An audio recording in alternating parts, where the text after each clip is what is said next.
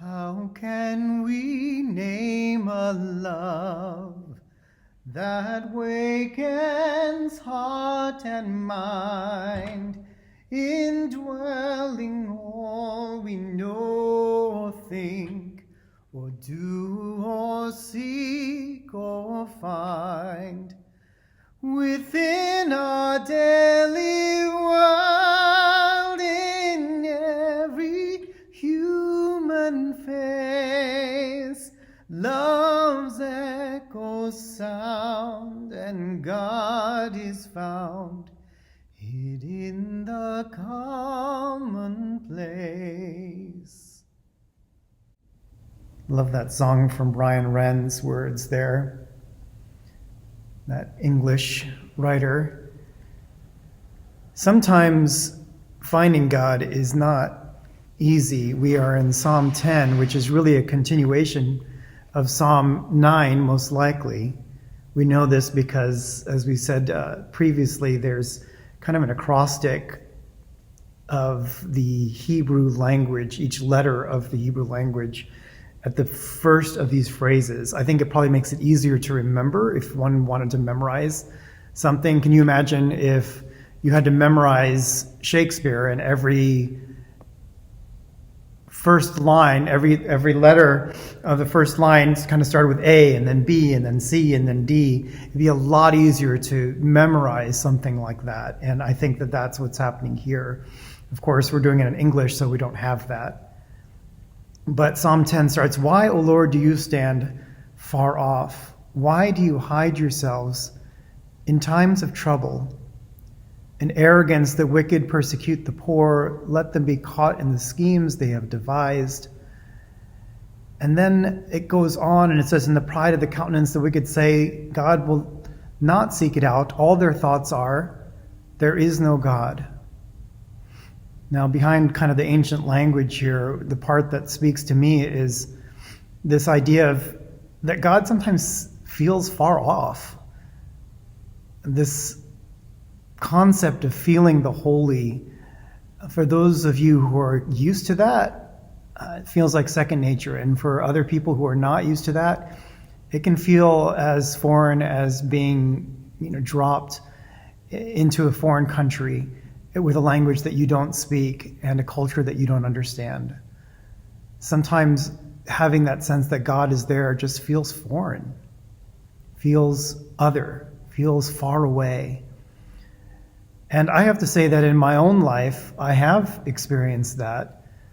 I remember one time in particular was when I had appendicitis and ended up crawling in a parking lot and then going and just being in so much pain and not understanding what was going on, and then finally having a friend drive me out and take me to the emergency department. And when I was there, they wouldn't give me any pain medication, and I could just feel pain in my whole body at that point.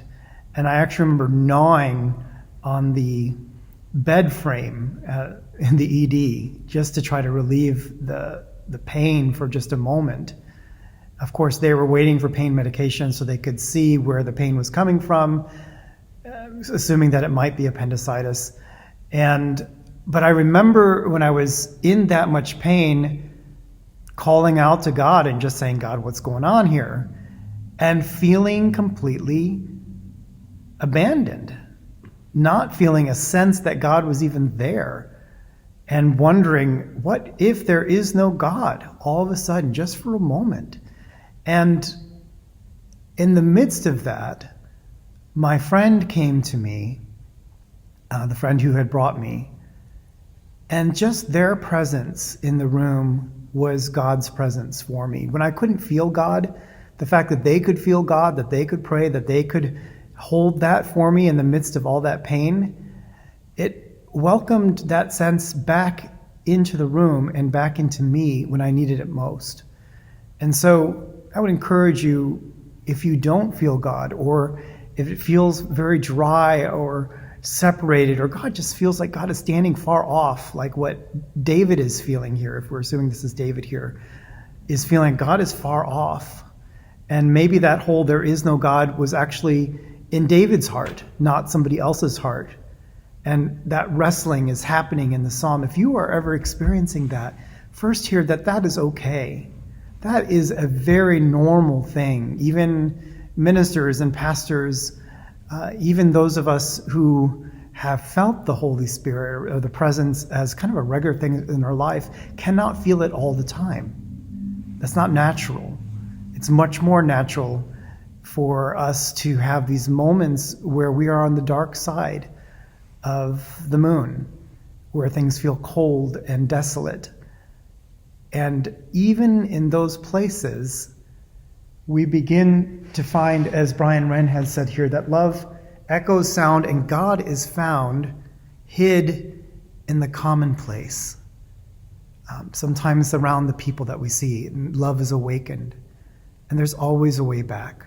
I think that that is the prodigal son returning, right? There's always a place back. There's always a way to move ourselves back into God's embrace, even if we don't feel it. Maybe especially then. That is when it's most important. So I hope that that will be helpful to you this week. As you go off, you can hold Psalm 10 in your heart and mind this week. God bless you. Please remember to like or share or subscribe this page. Share with someone you care about.